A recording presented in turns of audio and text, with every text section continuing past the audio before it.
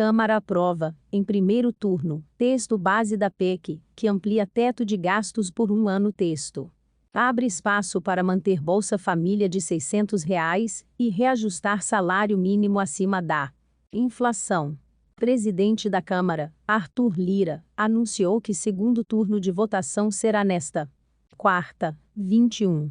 Antes peço que se inscreva no canal, deixe o like. Câmara dos Deputados aprovou nesta terça-feira, 20, em primeiro turno, por 331 votos, a favor e 168 contra, o texto base da proposta de emenda constitucional, PEC, chamada de PEC da Transição.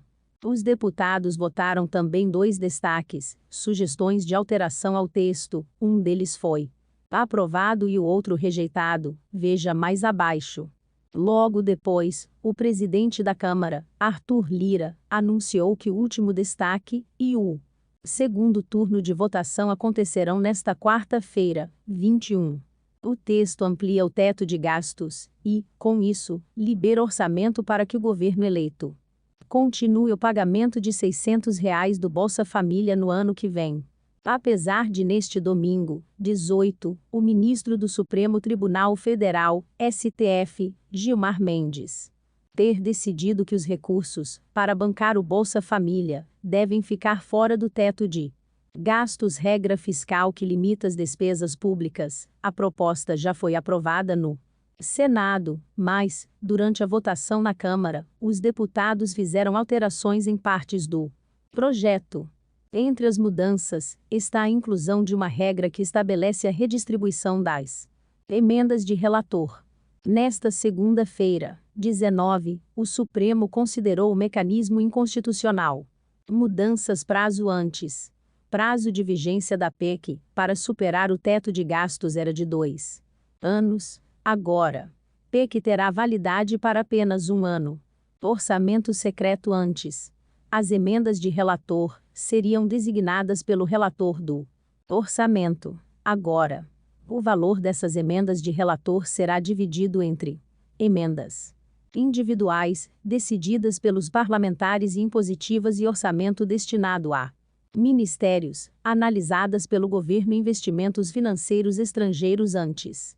PEC previa que valores provindos de financiamentos de parcerias internacionais não entrariam nas limitações do teto de gastos. Agora, os investimentos estrangeiros deverão ser aplicados conforme teto de gastos. Teto de gastos. O novo texto amplia o teto de gastos em R$ 145 bilhões por um ano, para o governo manter o pagamento do Bolsa Família em R$ 600 e permitir o adicional de R$ 150 por família com criança de até 6 anos.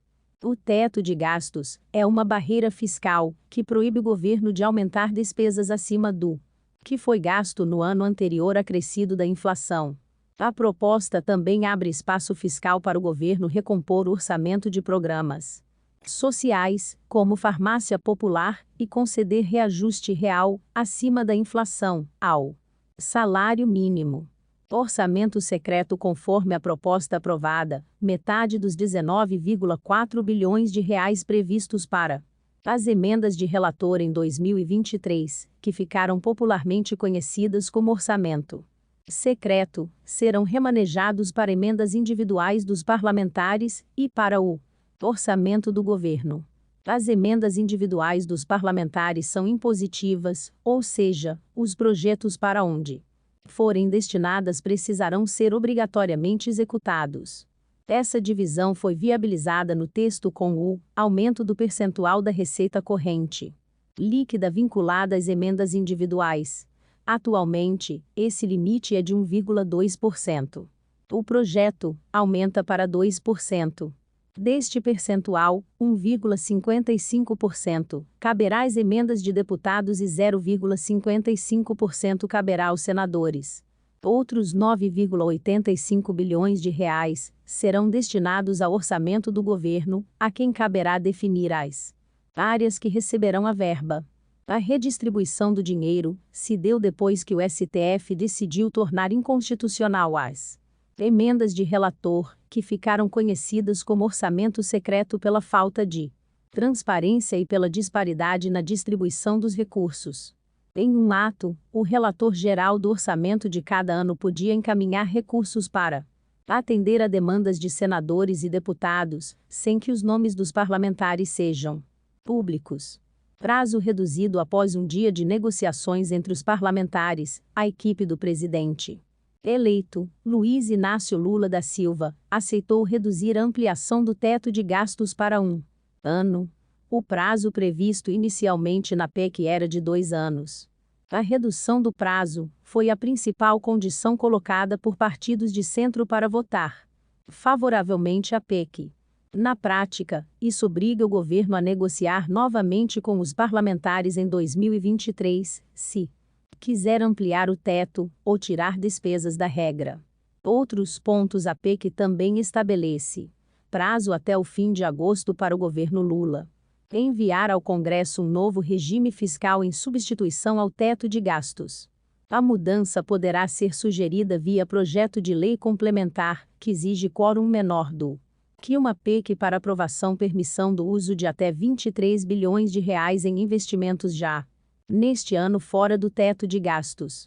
Os recursos virão do excesso de receita, se a União arrecadar mais dinheiro de um imposto do que previa a autorização para o novo governo a usar o dinheiro esquecido por trabalhadores nas cotas do PIS/PASEP, sem que essa despesa seja contabilizada no teto de gastos.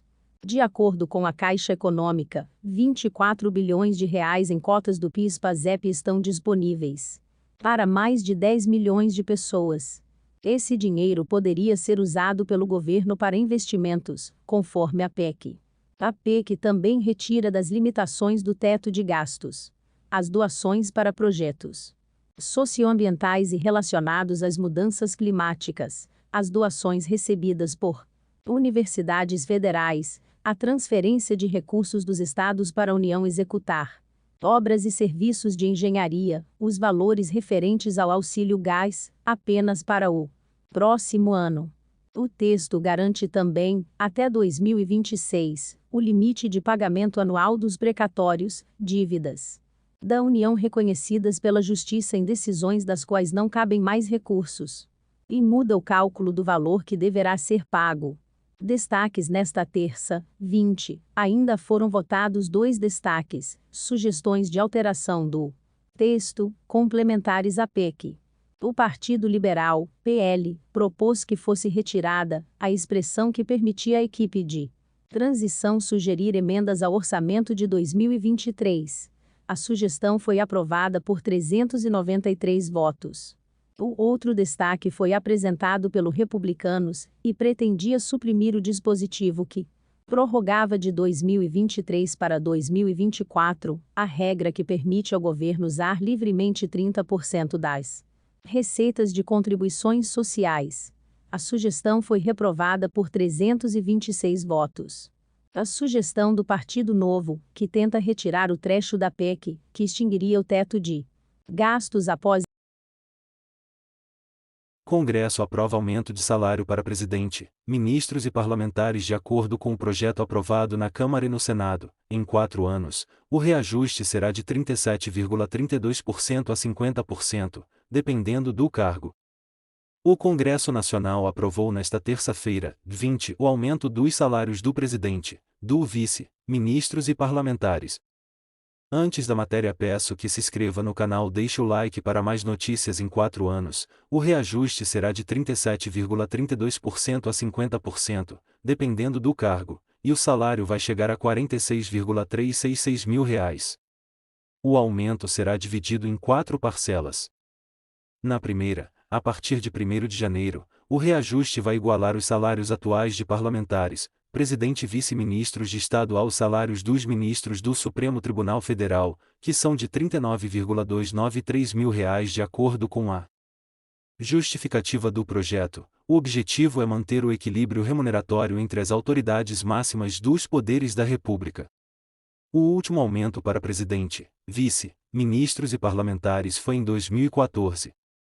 O projeto foi aprovado na Câmara e no Senado em votação simbólica. Os deputados também decidiram que vão votar em regime urgência o reajuste de salários dos servidores do Poder Judiciário. Em outras votações, os parlamentares também aprovaram o reajuste para os servidores do Senado e da Câmara. Se todos os projetos forem aprovados, o impacto orçamentário será de 2,5 bilhões de reais já no ano que vem. Não se esqueça de se inscrever no canal e ativar o sininho das notificações, dessa forma você vai poder receber todas as nossas novidades.